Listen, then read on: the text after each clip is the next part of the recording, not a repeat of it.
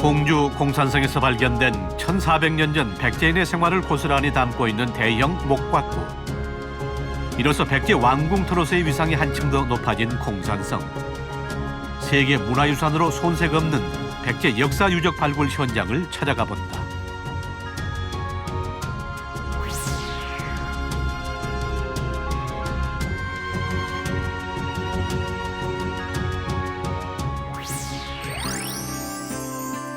백제의 두 번째 수도였던 충남 공주시 공산성. 지난 9월 그동안 지하에 잠들어 있던 1400년 전의 타임캡슐이 이곳에서 발견됐다. 2011년부터 연차적으로 진행돼 왔던 문화재청과 공주대 박물관이 함께한 공산성 발굴조사. 그동안 대전 월평동 산성, 부여 사비도성 내에서도 발굴 작업을 했었지만 심하게 훼손돼 그 형태를 제대로 확인할 수 없었던 대형 목각고들. 하지만 지난 9월 공주 공산성에서 원형 그대로 남아있는 대형 목각고를 발굴하는 쾌거를 올렸다. 이번 발굴이 공주 공산성 내 왕궁 부속 시설에 대한 발굴입니다. 2011년부터 올해까지 4차례가 진행됐는데요.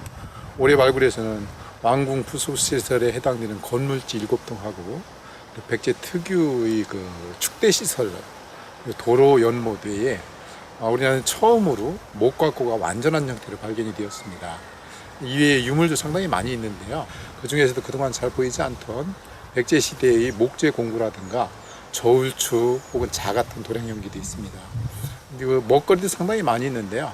이를 통해서 우리는 백제에 대해서 많은 이야기를 할 수 있을 것이라고 생각합니다. 저장시설 또는 우물이었을 대형 목각고. 1400년의 세월을 이기고 부식되지 않은 온전한 모습으로 바닥면에서 벽체 윗부분까지 발견됐는데, 이는 당시의 목재 가공 기술이 얼마나 견고했는지 알 수 있는 한 단면이다. 목각고 같은 경우는 그것이 완형의 형태로 남아 있습니다. 이번에 저희가 확인된 것은 그 저습지화된 저지대에 있었기 때문에 원형이 남아 있어서 다행히 운 좋게도 발견되는 점에서 상당히 의미가 있고요. 또 그걸 통해서 백제의 목조 건축시라든가 혹은 목각고의 형태를 구체적으로 이해하고 우리가 알게 되었다는 점에서 또 다른 의미를 부여할 수 있을 것입니다. 또 다른 성과는 대형 목각고 안에서 다양한 유물들도 함께 발굴돼 당시의 생활상을 생생하게 알게 된 것.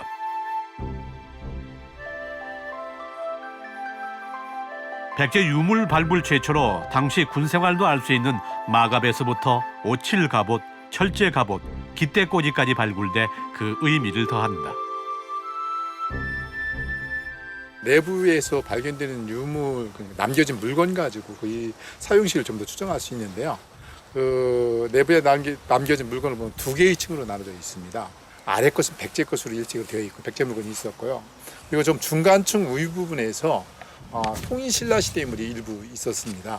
근데 백제 시대 만든 시설이 너무 좋으니까 재활용하면서 일부 사용됐던 흔적도 보이는데 그 사용된 시기는 그렇게 길지 않은 걸로 봅니다. 저희가 보기에는 신라 시대에 사용됐다야 20-30년 정도 일부만 사용되고 위에 계속 흙이 쌓이니까 다시 폐기한 것으로 이렇게 보고 있습니다. 이 공산성과 백제 멸망을 연결하는 고리인 백제 마지막 왕인 31대 의자왕. 서기 660년 7월 13일 사비성이 함락되기 직전 공산성으로 지휘부를 옮겼지만 며칠 뒤 갑자기 항복했던 사건은 이제껏 한국 고대사의 미스테리로 남아 있었는데,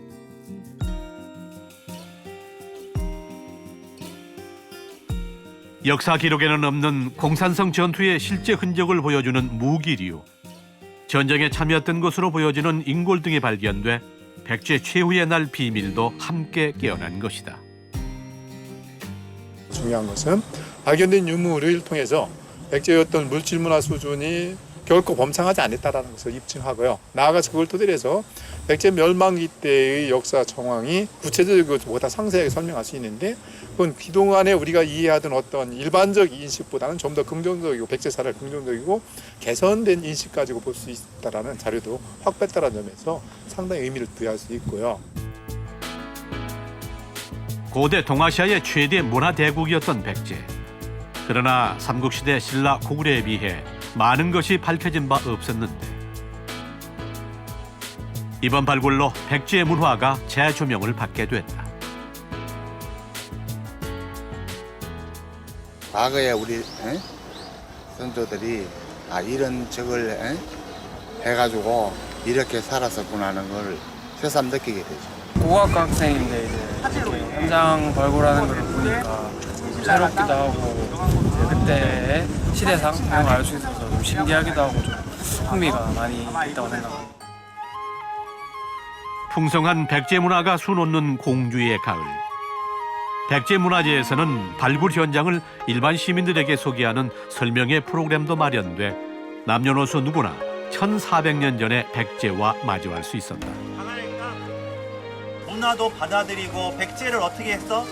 한층 더 문화를 발전시키고 또 왕의 힘도 키워가지고서 백성들을 어떻게 했어? 편안하게 했다라고 하는 거야.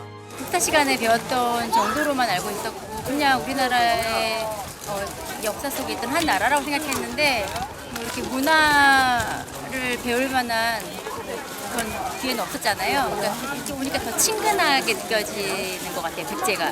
그 전까지 느꼈던 거랑 약간 다르게 좀 더 친밀감이 생기네요.